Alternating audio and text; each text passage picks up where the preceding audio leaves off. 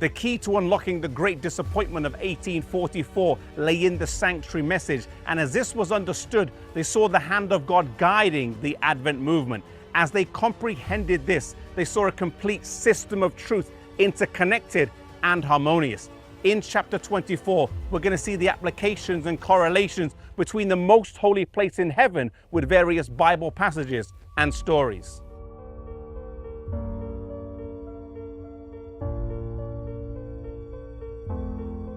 Just as Mary went to the tomb and was devastated when she did not find Jesus, so the believers in 1844 were brokenhearted when Jesus did not come as they hoped.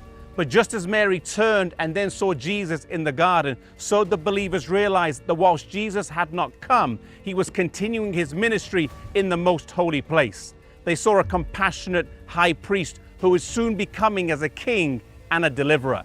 In time, they saw that the fulfillment of the first angel's message, fear God and give glory to him, for the hour of his judgment has come, did not refer to the second coming of Jesus, but to Jesus' ministry in the most holy place through the investigative judgment.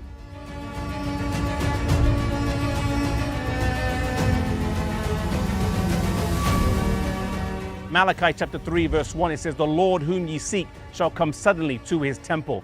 They expected Jesus to return to the earth, but they were not yet ready to meet their Lord.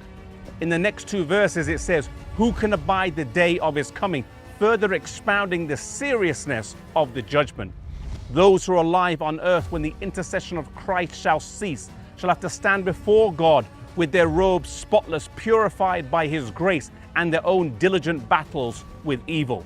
The next two verses, verses 4 and 5 of Malachi chapter 3, then talk about the coming of the Lord.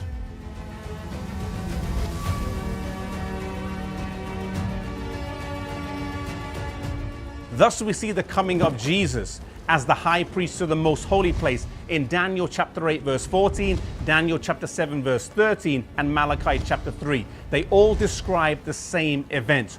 We also see this as the coming of the bridegroom to the marriage in Matthew chapter 25 in the parable of the 10 virgins described by Jesus. In this parable, the coming of the bridegroom takes place before the marriage, and the marriage is represented by the reception of Christ by his kingdom. The bride is also described as the New Jerusalem in Revelation 21 verse 9 and 10.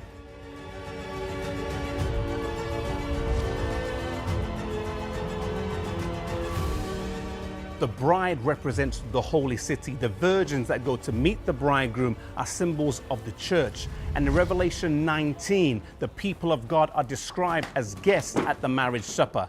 If they are guests, then they cannot also be the bride. Behold, the bridegroom cometh was preached in 1844, and thousands expected the immediate return of Jesus. But at the appointed time, the bridegroom came, not to earth as expected, but to the Ancient of Days, to the marriage supper, to the reception of Christ in his kingdom. The followers of Christ are to wait for Jesus to return from the wedding, as it says in Luke 12:36.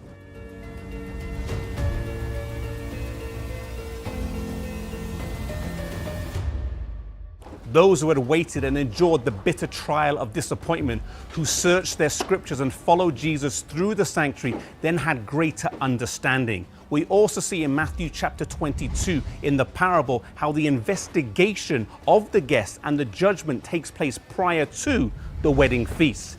In this parable, after the guests are examined and probation closes, the guests go in and the door is then shut.